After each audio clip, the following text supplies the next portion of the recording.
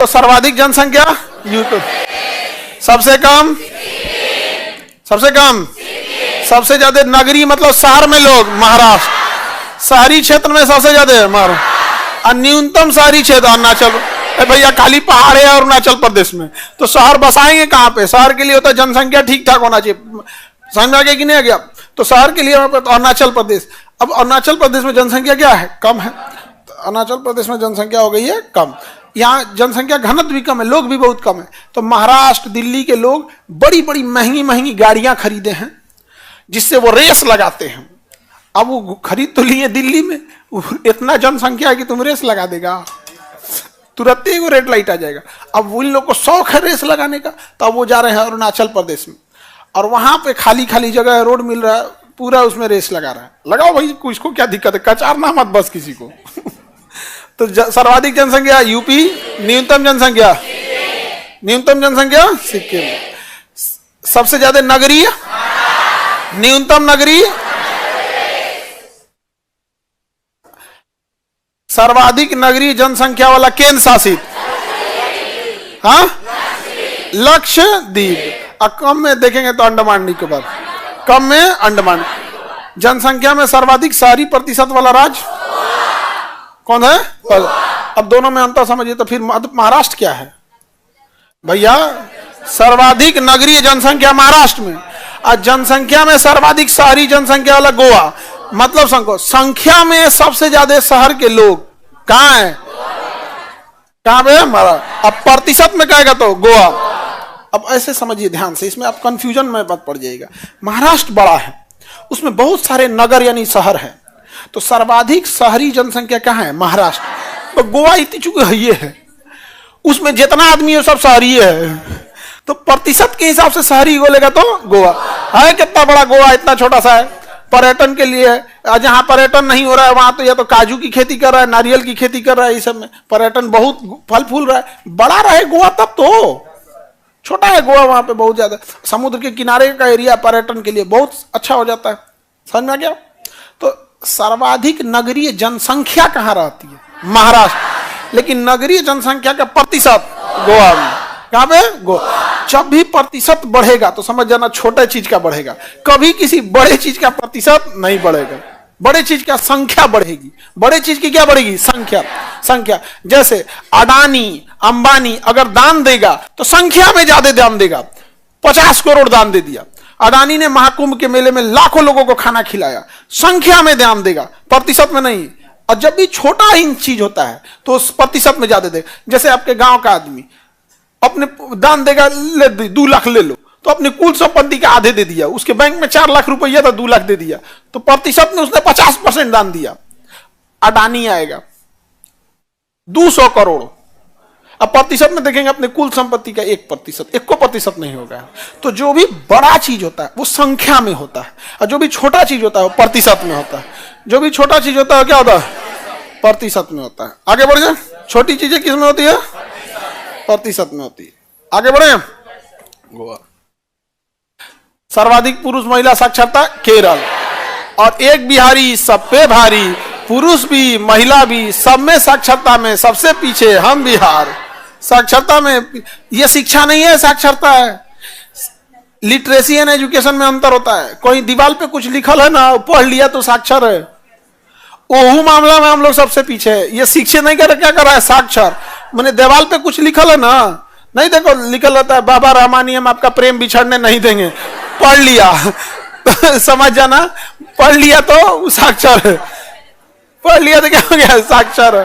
तो ये साक्षरता के मामले में भी हम लोग क्या है? शिक्षित के एजुकेशन की बात नहीं हो रहा है, एजुकेशन के बात नहीं हो रहा, लिटरेसी की बात हो रही है। कहीं कुछ लिखना है, लिख दिया। कोई कंप्लेन देना है तो कलम कॉपी से धके लिख दिया कि हमारा पड़ोसी ने झोंटा नोच के मारा हमको, इस पर कार्रवाई किया जाए, तो लिख दिया तो क्या हो गया? साक्षर। देवाल वाल पे लिखा है, पढ़ लिया तो साक्षर। एक मामले में हम लोग सबसे पीछे हैं, बताइए।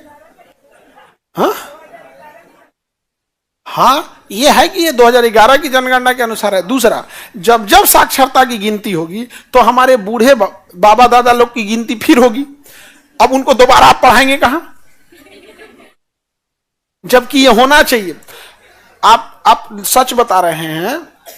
हम इस चीज पे एक बार चर्चा भी किए थे कि गांव वगैरह में जो महिलाओं के साथ डोमेस्टिक वायलेंस है उसे कम करने के लिए एक शराब पे प्रतिबंध लगा है। इससे बहुत डोमेस्टिक वायलेंस कम हुआ है।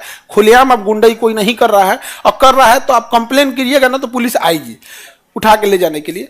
अगर कोई शराब अभी फिलहाल कोई पी रहा है ना, तो इट मीन्स क्या है कि आप देखकर आंख बंद कर रहे हैं, देख लिए हैं पिया हुआ है, आंख बंद कर लिए हैं, आप कंप्लेन नहीं करेंगे, उठी उसी समय एसपी को कर सकते हैं, आप तुरंत वहां पे करेगा।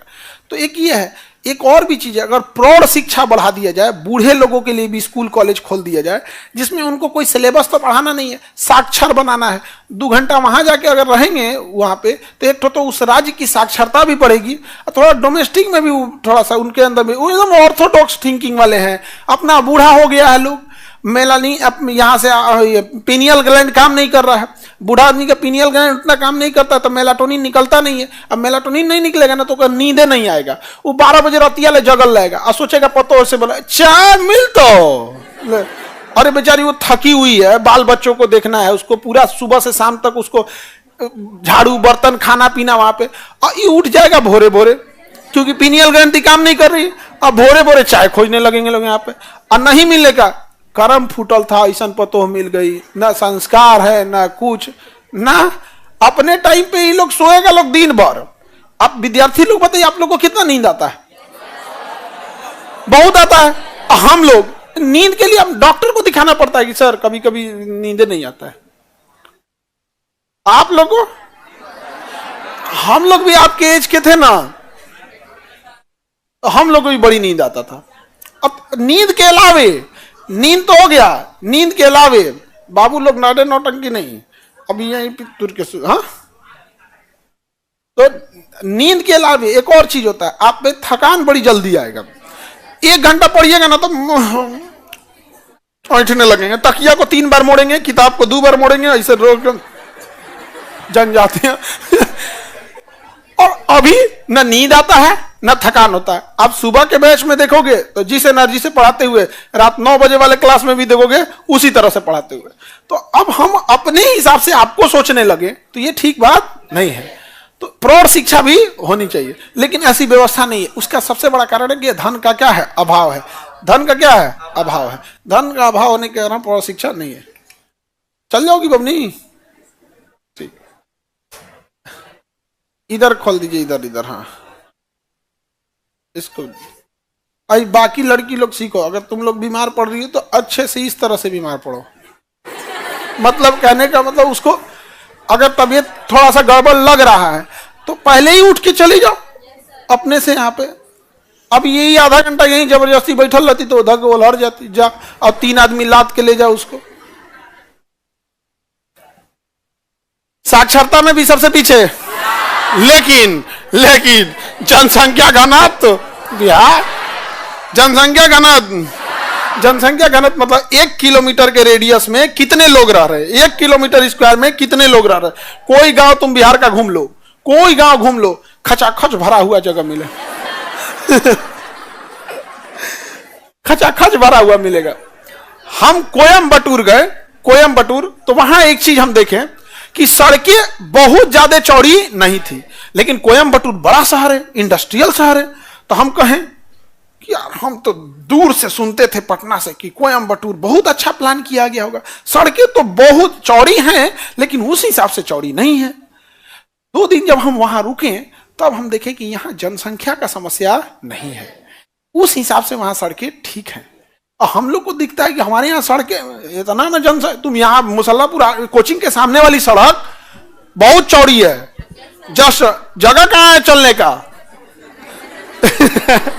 साइकिल वाला पैदल आदमी जाम में पहुंच जाता है यहाँ। पटना एक ऐसा शहर है जहाँ पैदल आदमी जाम में पहुंच जाता है। क्या हो भैया जाम में लगल, विचित्र जगह है। हम लोग इतनी जनसंख्या क्या कीजिएगा हम, खास करके ये एरिया में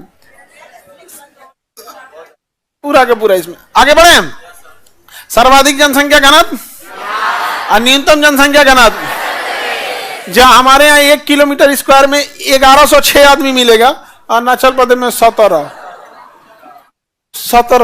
1 किलोमीटर स्क्वायर में कितना आदमी मिलेगा? 17। तुमको 1-8 किलोमीटर चलने के बाद कोई आदमियों नहीं मिलेगा। और सबसे अजीब जानते हो वहां क्या लगेगा? दोनों ओर से पहाड़, एक और खाई एक और पहाड़, कोई मिलवो नहीं करेगा। बड़ी डरावना लगेगा, सच में बड़ी उठपटांग लगता है। लेकिन वहां पे ना फिर आपको हर ऐसे जो भी मोड़ होंगे, जो सुनसान होगा, वहां आपको भारतीय सेना का कोई जवान बंदूक लेके आपको खड़ा हुआ मिलेगा। यहाँ पे इधर से, ये रास्ता ठीक नहीं, इधर से चले जाओ। यहाँ पे हम रात 2 बजे हम लोग सिक्किम में पहुंचे थे ना, रात 2 नहीं बज 11 के आसपास बज रहा था। और पहाड़ ऐसे अंधेरा रहता है पहाड़ पे, इधर खाई इधर पहाड़, ना रोशनी ना कुछ। तो हम लोग को लगता था कि भाई तो चल जाएंगे लोग कि आज नहीं। हम लोग यहाँ डर लगता था कहीं दहीने बाएं तनी एने हुआ तो सीधे नीचे अगले दिन अखबार में। तो वहां सेना के लोग रहते थे, सेना वाले आजम मुस्तैद बंदूक लेके, ये नहीं ये। और वहां की ये रास्ता ठीक नहीं है यहाँ। अच्छा, वहां का नाम भी बड़ा अजीब अजीब रहता है। नॉर्मल जैसे अपने यहाँ नाम सीधा सीधा रहेगा, भागलपुर, कानपुर, लखनऊ, वहां अलग अलग नाम रहेगा। तो आप नाम भी थोड़ा जल्दी दिमाग पे नहीं आता। तो देखो अरुणाचल प्रदेश का कितना कम जनसंख्या घनत्व।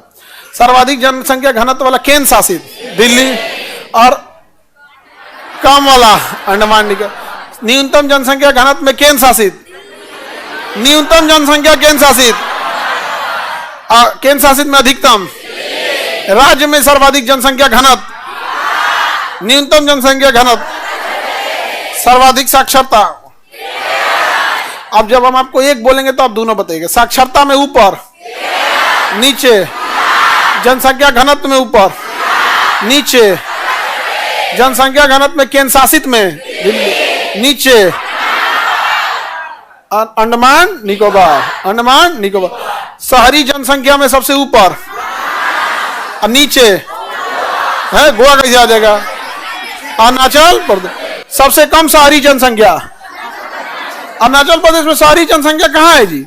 जब जनसंख्या घनत्व ही कम है तो शहर बन ही नहीं पाएगा। तो सर्वाधिक नगरीय जनसंख्या महाराष्ट्र, और न्यूनतम केंद्र शासित में दिल्ली। आगे सबसे कम है अंडमान निकोबार। प्रतिशत में सर्वाधिक नगरीय गोवा, नगरी में गोवा। अगला देखते हैं हम लोग, ये सब थोड़ा सा टिपिकल ध्यान रखिएगा। सर्वाधिक अनुसूचित जाति यूपी एससी। सर्वाधिक अनुसूचित जाति जनसंख्या का प्रतिशत कहेगा तो पंजाब। अनुसूचित जाति एससी का प्रतिशत कहेगा तो पंजाब। सर्वाधिक एससी यूपी। अगेन हम बता रहे, जो चीज बड़ा होगा उसकी संख्या ज्यादा होगी, प्रतिशत में वो ज्यादा नहीं होगा, प्रतिशत में वो ज्यादा नहीं होगा। समझ में आ गया कि नहीं आ गया? प्रतिशत में ज्यादा होगा नहीं होगा। अब ध्यान से, सर्वाधिक जनसंख्या यूपी है, एससी की जनसंख्या सर्वाधिक यूपी, लेकिन प्रतिशत में एससी, प्रतिशत में एससी। वही यहां देखिएगा, सर्वाधिक एसटी कहेगा तो मध्य प्रदेश, सर्वाधिक एसटी, लेकिन एसटी का प्रतिशत मिजोरम, एसटी का प्रतिशत। कभी भी एक चीज ध्यान रखना कि प्रतिशत में जब भी जो चीज जाएगा हमेशा छोटा चीज ही प्रतिशत में जाएगा, बड़ी चीज की संख्या ज्यादा होती है। बड़ी चीज की संख्या ज्यादा, प्रतिशत में कम।